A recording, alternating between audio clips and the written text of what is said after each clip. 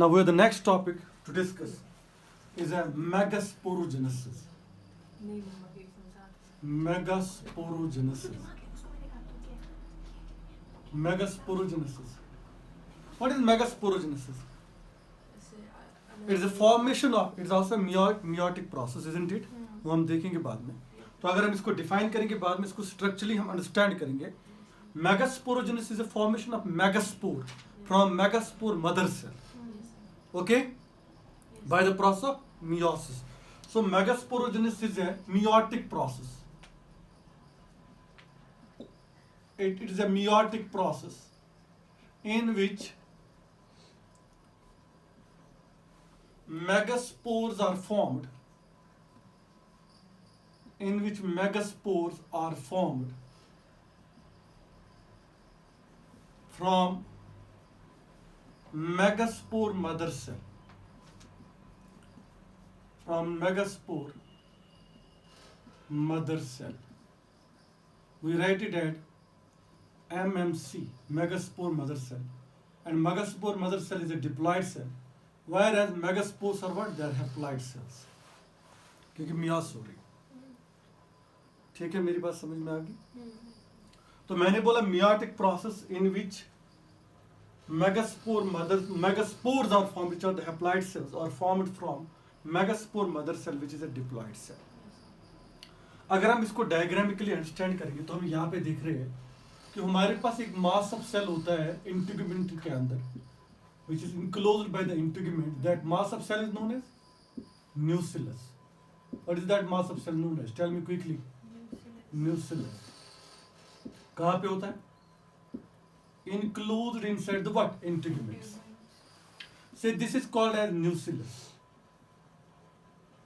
Point आप याद रखोगे. वो सारी सेल्स जो होती कौन सी होती? Diploid cell. इनमें क्या होता है? एक सेल इनमें इनलार्ज हो जाती है. Among these all cells, one cell जो है वो क्या हो जाती है? और कौन सी सेल इनलार्ज हो जाती है? Which is near to the micropyle end.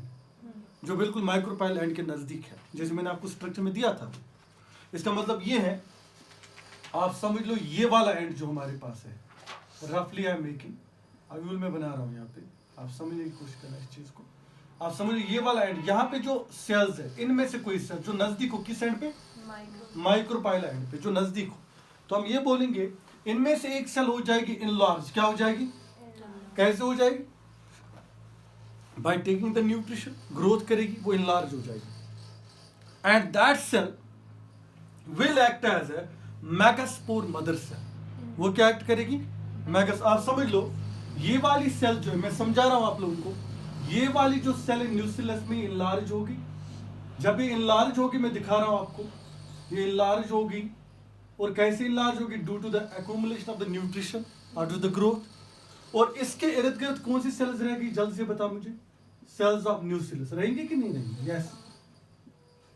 इर्द गिर्द कौन सी सेल्स आएंगे? इसको सेल्स ऑफ न्यूक्लियस आएंगे कि नहीं आएंगे? यस. क्योंकि बीच में तो एक सेल होगी क्या? इनलार्ज. लेकिन कौन सी सेल इनलार्ज होगी? पॉइंट याद रखोगे, cell which is located near to the micropyle. और ये सेल एक्ट करेगी megaspore mother cell.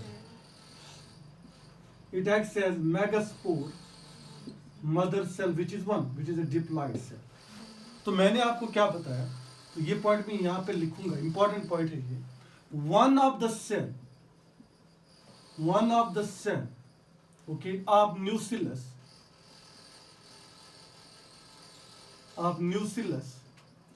one of the cell of nucellus locate near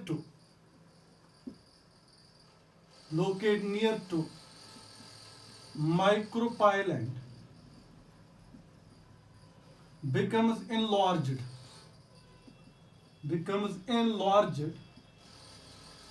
and acts as megaspore mother cell.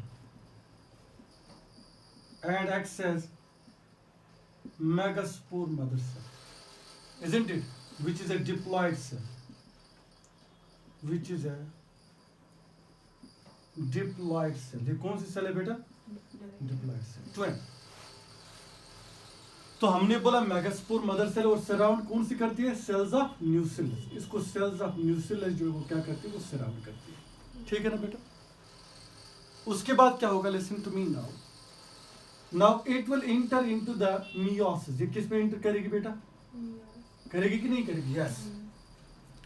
जब ये मेगास्पोर मदर सेल इंटर करेगी meiosis में, and in A meiosis from one cell, from one megaspore mother cell, where the formation of 4 haploid what? Where the formation of 4 haploid megaspores. What we have formation of? Where the formation of 4 haploid megaspores. What are these? 4 haploid megaspores. And what are they all? They are all haploid. Point to be noted, they are all haploid now. Why? Meiosis. And these 4 haploid cells are surrounded by the mass of nucleus. Cells इसको surround करेंगे, उन cells को हम क्या बोलेंगे, cells of nucleus जो वो इसको क्या करेगा, surround, क्योंकि इसी के अंदर ये प्रोसेस हो रही है ना mass of cell। तो हमने क्या देखा, हमारे पास यहाँ पे वजूद में आ गई 4 haploid megaspores, आ गए वजूद में, यस। और इस प्रोसेस को यहां तक हम क्या बोलते हैं, this whole process from here up to here is called as megasporogenesis. What is this process called as, क्योंकि हमें क्या बनाना, meiotic process in which megaspore spores are formed from megaspore mother cell. देखो बन रहे कि नहीं बन रहे, इससे तो ये बन रहे हैं। इस प्रोसेस को क्या बोल गया, मेगास्पोरोजेनेसिस। तो मैंने क्या बताया आपको, फिर मैं रिपीट कर रहा हूँ।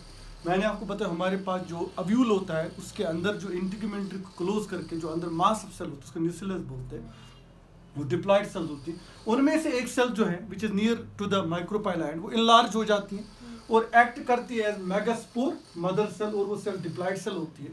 उसके बाद वो सेल इंटर करती है मियोसिस के अंदर और हमारे पास 4 हैप्लॉइड मेगास्पोर्स बनाती है। क्या बनाती है, 4 हैप्लॉइड मेगास्पोर्स, और उन 4 हैप्लॉइड मेगास्पोर्स को सराउंड करती है हमारे पास मास ऑफ न्यूक्लियस, ठीक है ना, सेल जो सराउंड करते।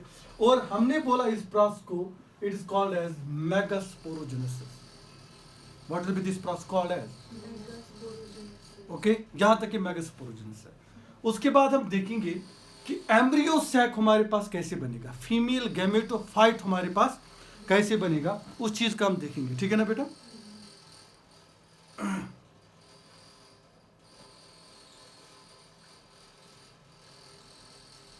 अब इसमें मैं और एक चीज ऐड कर दूंगा, इसमें जो ये 3 है याद रखोगे बेटा। देखो मैं इस चीज को यहां पे ले आऊं अंडरस्टैंडिंग के लिए। मैंने आपको बताया हमारे पास कितने मेगास्पोर्स बनते हैं, जल्दी से बताओ। How many megaspores are found, 4। All 4 are what, haploid, isn't it. Among them, याद रखोगे बेटा, अमंग देम जो हमारे पास ये 3 है ये हो जाएंगे डिजेनरेट। क्या हो जाएंगे, डिजेनरेट में से खत्म हो जाएंगे। उसके बाद एक बचेगा, okay. Now this one will form a female gametophyte. देखो बेटा, out of these 4 megaspores only 1 megaspore, listen to me, will go for the process of further development. The further process that will be embryonic formation or female gametophyte formation. एक ही जाएगा, 3 क्या हो जाएंगे, degenerate हो जाएंगे। ये जो एक जाएगा इसको हम बोलते हैं फंक्शनल स्पोर। क्या बोलते हैं, फंक्शनल मेगास्पोर। 3 डिजेनरेट हो गए, उनका कोई काम नहीं है, ठीक है ना बेटा। इसमें मतलब एक जो है वो फंक्शन करेगा, वो एम्ब्रियो सैक बनाएगा, फीमेल गैमेटोफाइट बनाएगा। इस एक को हम बोलते हैं फंक्शनल मेगास्पोर। और एक पॉइंट याद रखोगे, अगर 3 में से एक ही स्पोर जाएगा किसके लिए, फर्दर डेवलपमेंट, इसको बोलते हैं monosporic development. What is it called है, मोनोस्पोरिक डेवलपमेंट, याद रखोगे।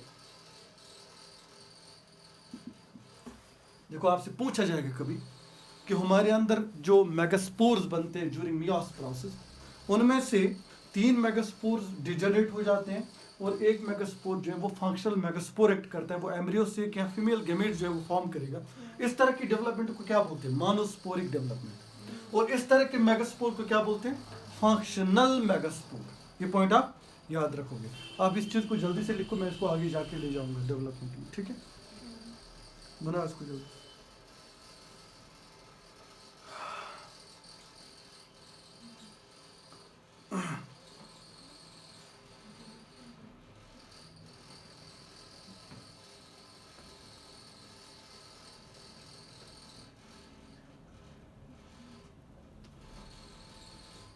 हो गए?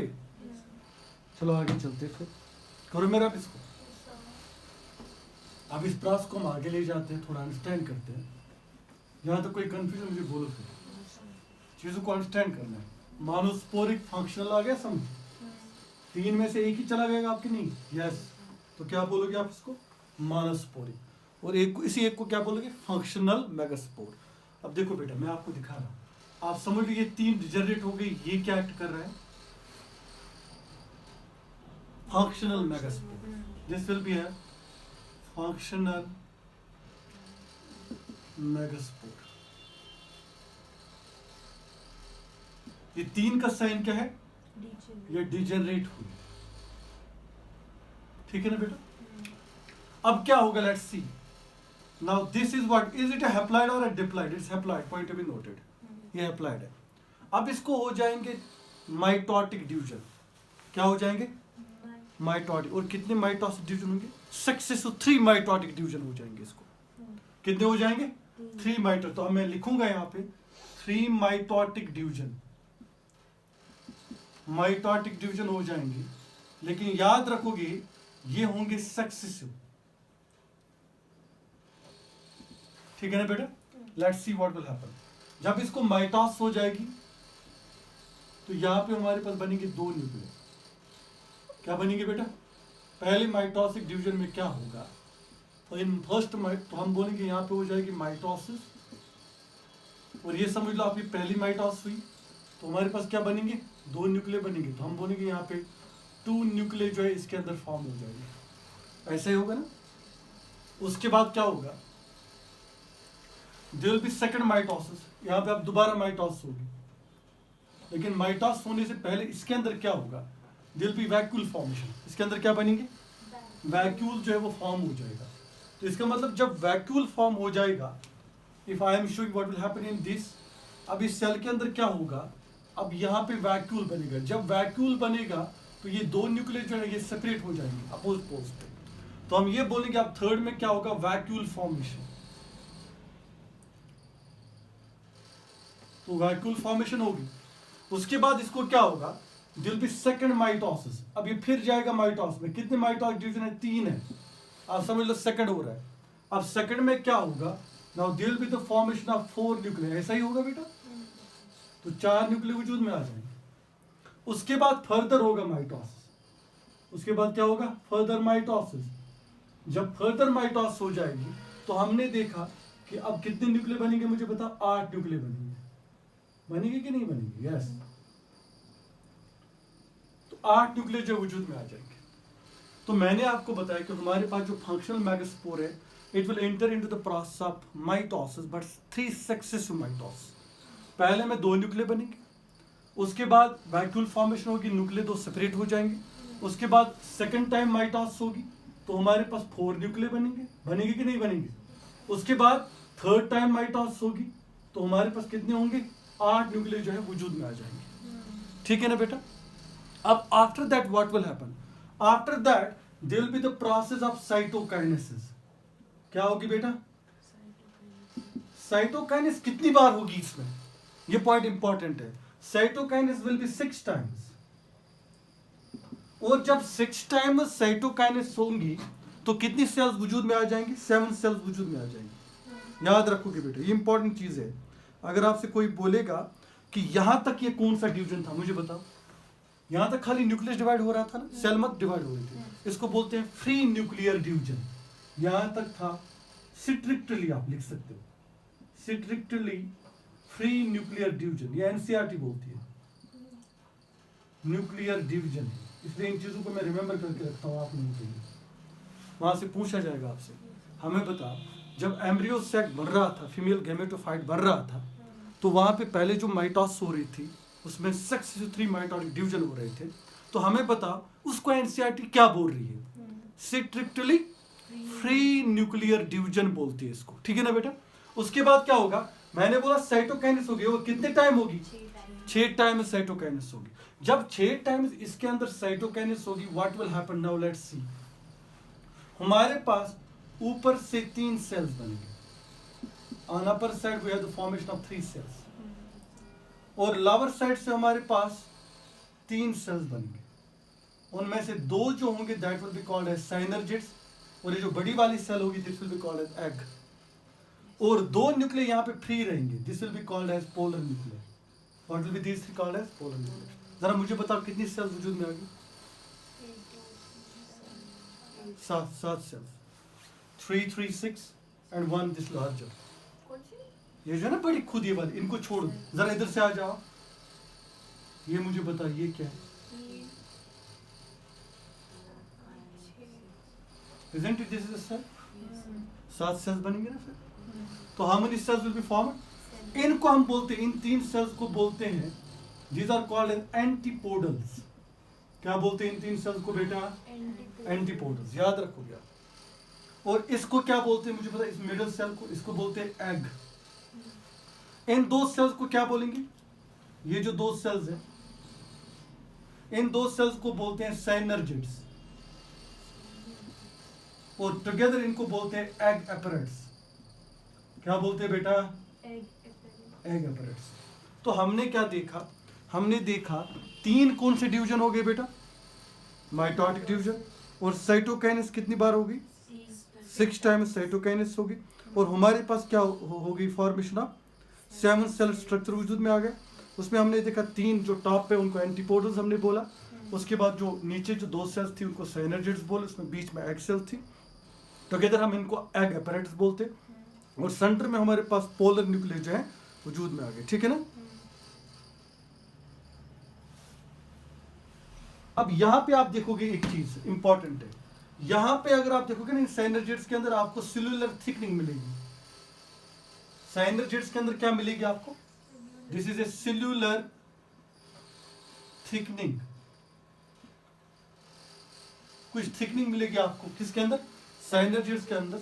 इसको हम बोलते हैं filiform apparatus. Filiform apparatus, what will be this called as? Tell me quickly. Filiform apparatus. और ये जो फिलीफॉर्म एपैरेट्स होगा ये गाइड करता है entry of pollen tube, guides entry of pollen tube. ये पोलन ट्यूब की एंट्री को क्या करता है? गाइड करता है। कहां से तुम्हें एंटर होना है? किसके अंदर? अव्यूल के अंदर, ठीक है ना बेटा। It guides it, which one? This cellular thickening which is called as filiform apparatus. और कहां पे प्रेजेंट होते हैं? साइनर्जिड्स के अंदर। और ये क्या करता है? It guides the pollen tube to enter into the ovule, ovule के अंदर एंटर। दिस मैंने आपको बताया, फिर एक बार मैं इन चीजों को समझा रहा हूं। मैंने आपको बताया हमारे पास फंक्शनल मेगास्पोर थी, उसको हो गई 3 माइटोटिक डिवीजन, उनको बोलते हैं सक्सेसिव माइटोटिक डिवीजन। पहला जो हो गया 2 न्यूक्लियर वजूद में आ गए, फिर वैक्यूल बना, उसके बाद 4 सेकंड माइटोस होगी, 4 न्यूक्लियर वजूद में आ गए, उसके बाद थर्ड माइटोस हो गया 8 न्यूक्लियर वजूद। और इसको स्ट्रिक्टल फ्री न्यूक्लियर डिवीजन कहा, किसने? एनसीईआरटी ने। उसके बाद 6 साइटोकाइनेस होगी, 7 सेल्स वजूद में आ गए, 3 एंटीपोडल्स, 2 साइनर्जिड्स, 1 एग, और इनको हम टुगेदर बोलते हैं एग एपैरेट्स। और उसके बाद सेंट्रली लोकेट जो हमारे पास न्यूक्लियर है, इन 2 न्यूक्लियर को हम बोलते हैं polar nuclear. What are they called है? पोलर न्यूक्लियर इनको बोलते हैं।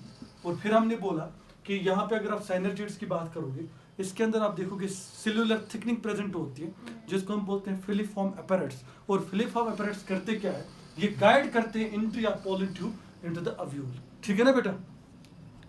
आगे चले फिर, यहाँ तक लिखा आप लोगों ने। अब मैं थोड़ा इसका स्ट्रक्चर दे दूं, एम्ब्रियोसेक है क्या, क्योंकि अब तो हमारे पास एम्ब्रियोसेक वजूद में आ गया, उसके बाद हम चले जाएंगे, ठीक है ना। चलो आगे चलते फिर।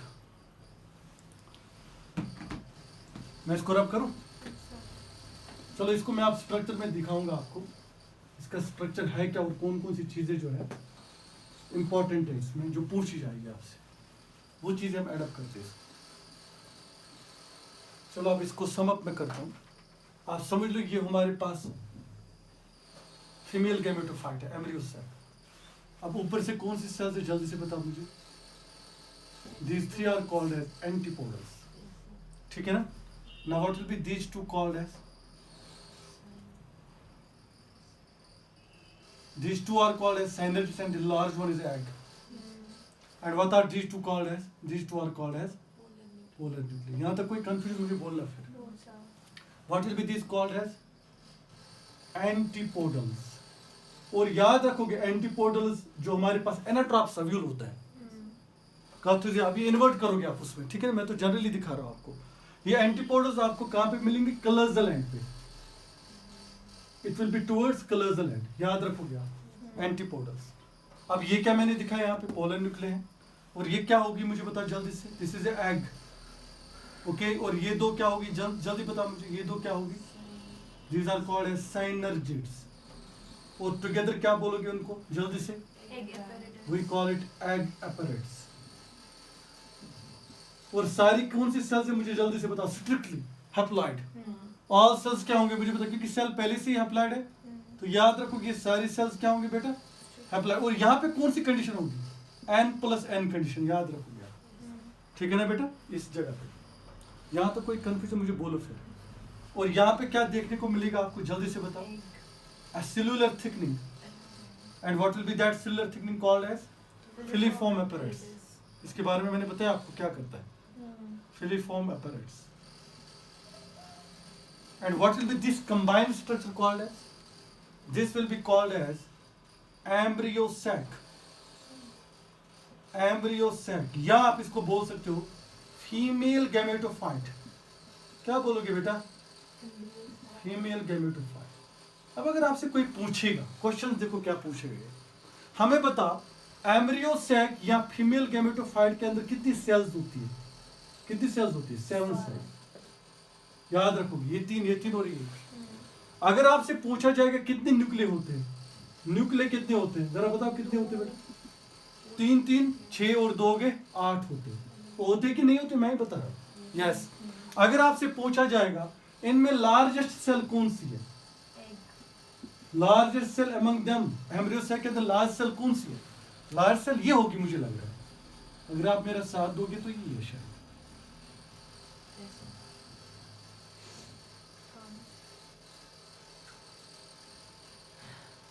Isn't it this cell will be the largest cell? ये सेल होगी ना लार्जेस्ट, जरा दिखाओ। This will be called as central cell. इसको क्या सेल बोलते हैं? Central cell. So largest cell होगी सेंट्रल सेल। और अगर आपसे पूछा जाएगा सेंट्रल सेल के अंदर कौन सी कंडीशन है? n+n कंडीशन है। 2 पोलर न्यूक्लियस के अंदर क्या होते हैं? प्रेजेंट होते हैं, ठीक है बेटा?